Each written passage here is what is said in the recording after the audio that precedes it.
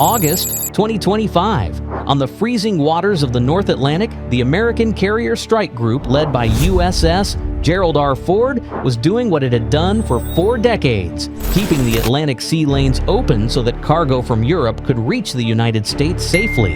Everything seemed calm until a reconnaissance aircraft picked up a strange signal from below the surface. No one aboard the American ships knew that not far away, 3 Russian submarines had just received an order from the Northern Fleet Command. Approach the American task group. Collect every bit of data you can, but only a few hours later, Moscow would realize something important. Challenging the U.S. Navy in the Atlantic is like telling your wife she's gained weight. There's no outcome that ends well. Inside the combat center aboard the Ford, American officers calmly tracked the movement of the Russian subs. They knew each sub was only 47 minutes away from torpedo range, but the American escorts could respond in less than 90 seconds using their ASROC anti-submarine missiles. The admiral in command asked, "What's their objective?" The reply came quickly. If they stay on this course, they'll reach intelligence gathering range in 40 minutes. Someone proposed raising the alert level. The admiral just smiled.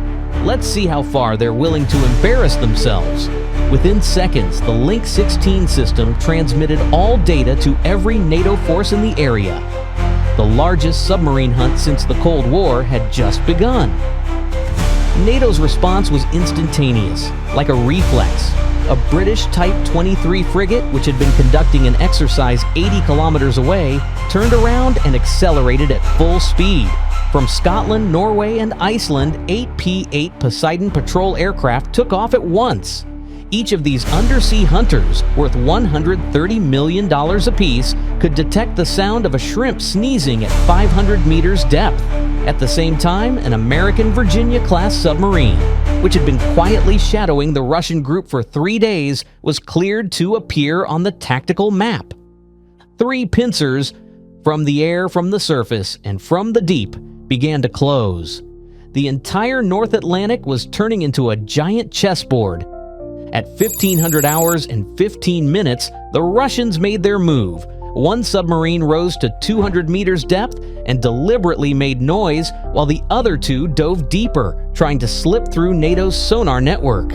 It was the classic wolf pack tactic used by the Soviet Navy since 1943. But this was 2025. Modern NATO sound processing systems could tell the difference between a real wolf and a squeaky shopping cart in a supermarket. Within minutes, the entire Russian plan was laid bare. Moscow didn't want to attack. They wanted to record everything. The operating noise of the Ford's engines, the escort formation pattern, the radar frequencies and communication signals. If they could get that data, Russia could design future weapons and tactics against American carrier groups. But there was a problem. They hadn't captured anything yet, and they were already caught in the storm. In naval warfare, silence means survival, because under the sea, every sound, even a falling pin, can signal death.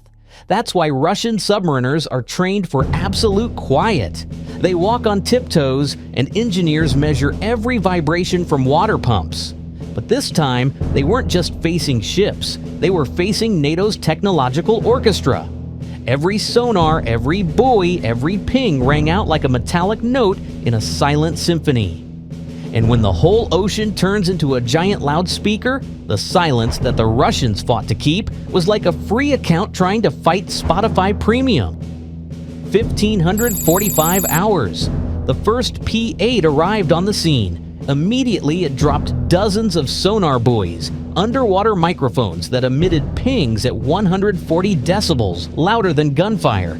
Imagine sitting inside a metal tube while someone outside bangs a drum endlessly. That's exactly how the Russian crew felt. Inside the submarine Kazan, the first ping hit like a hammer striking steel. Sonar technicians ripped off their headphones. One even hurt his neck from the shock. The so-called silent service had become the loudest thing on the ocean. Every 30 seconds, ping, no escape, no silence, only noise. Meanwhile, the P-8 crew worked in comfort. 4-hour shifts, hot meals, private toilets. The Russians, trapped in cramped, humid compartments beside nuclear warheads, felt like passengers in the middle seat of a budget airline, deep underwater. The destroyer Arleigh Burke joined in, its bow sonar activated, a giant sphere packed with hundreds of active acoustic sensors. The entire sea began to vibrate like a heavy metal concert. Each ping bounced off the Russian hull, every echo a blow to morale. The P-8 aircraft swooped lower, simulating attack runs that forced the subs to dodge constantly. Every maneuver drained energy and made depth control harder. The Kazan tried to accelerate to 30 knots, pushing its 43,000 horsepower reactor. But in NATO's sonar headsets, that sound was like a washing machine full of hammers falling down an elevator shaft. Why endure all this? Because the Russians needed radar signatures, aircraft launch rhythms, and communication cycles, the electronic fingerprints of an American carrier group. Those are priceless if a real war ever comes. But NATO knew that too. To stop them from doing their homework, NATO ships and planes increased sonar pulses, scrambling every Russian measurement. Each time a decoy was launched, NATO systems identified it in a third of a second and locked back onto the real sub. Every camouflage tactic, every distraction crushed. One day passed. The Norwegian Sea had become NATO's theater stage. British frigates towed sonar arrays 2 kilometers long.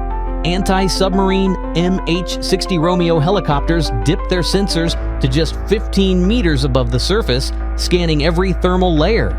Above them, P-8 aircraft flew between 20 and 25,000 feet. Helicopters stayed below 500. Airspace was divided into safe zones to avoid collisions. At Northwood in England, the command center fused all real-time data into a 3-dimensional model of the battlefield, like a billion-dollar video game. But this was no game. It was a symphony of technology and discipline. 24 hours later, in the depths where light never reaches, humans began to fade into their own shadows. There was no day or night, only the relentless rhythm of pings, pounding metal, ears, and nerves. Inside the Kazan, young faces stared blankly at dull sonar screens. Eyes sunken, skin pale from lack of oxygen. Every ping made them flinch like an electric shock. One sailor tried to pour coffee. His hands shook so hard it spilled across the console. No one spoke anymore.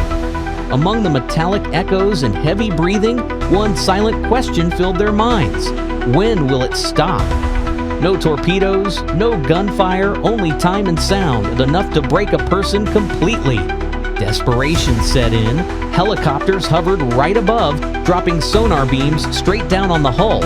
Each ping vibrated through the metal. Some sailors said they could feel it in their teeth. American destroyers deployed an ANSQR 19-towed sonar arrays, sensitive enough to hear air valves and gear wheels inside the enemy's engine room. One Russian sailor even asked his captain, "Sir, can we surface and apologize? The ping is making my stomach hurt." On their radar screens, sonar signals lit up like Instagram notifications for a social media celebrity. From aircraft, from helicopters, from warships. Every direction was a hunter. This was no longer a chase. It was a full-blown smackdown beneath the waves. Meanwhile, an American Virginia-class submarine quietly watched everything. Powered by ultra-silent electric drive and towing a TV-34 sonar, it recorded every sound, every evasive move the Russians made.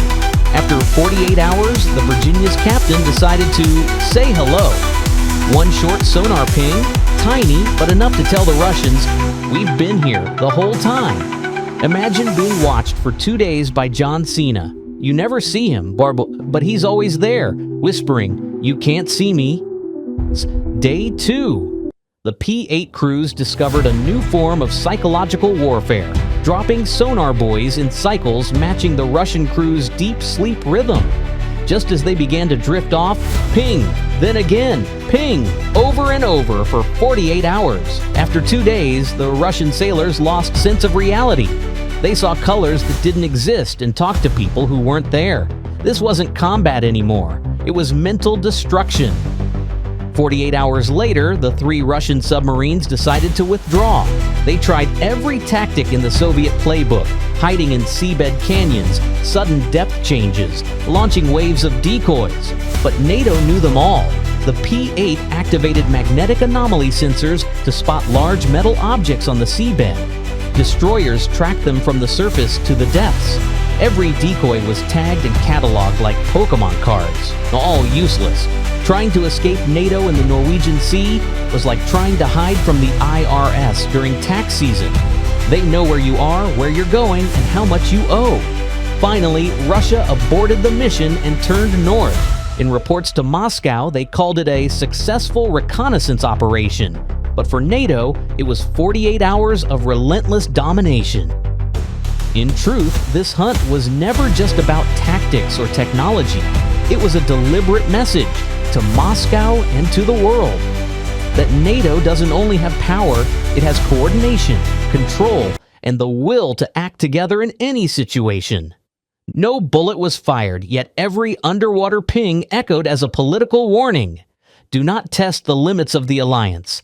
When the Russian subs finally disappeared from sonar screens, NATO ships followed a bit longer, not to attack, but to confirm the retreat. In those 48 hours, NATO collected a treasure trove of data.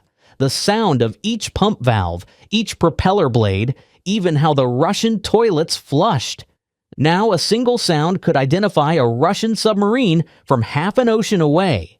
Russian media later claimed the mission had achieved intelligence objectives, but as one Western analyst joked, if that's success, then the Titanic can be proud of its iceberg detection test.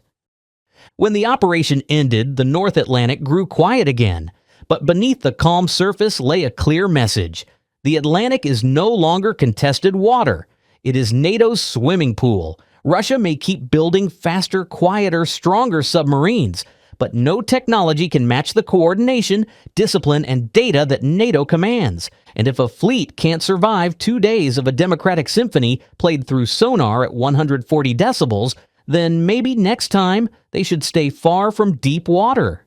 Subscribe for more untold stories from the silent front beneath the sea, because this world keeps moving, even when all we hear is the ping.